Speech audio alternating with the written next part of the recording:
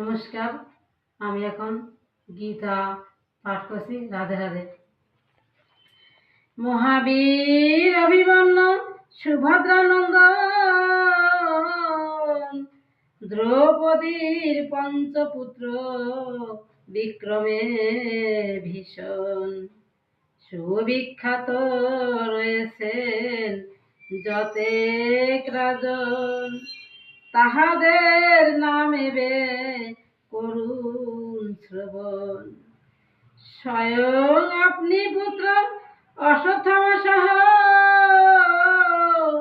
রয়েছেন বীরকর্ণ বিশ্বপিতামহ, ভূরিশ্রবা সংযপ্ত পুত্রবতী ধীর, অশ্বত্থামা জয়দ্রথ দুয়ে অতি বীর।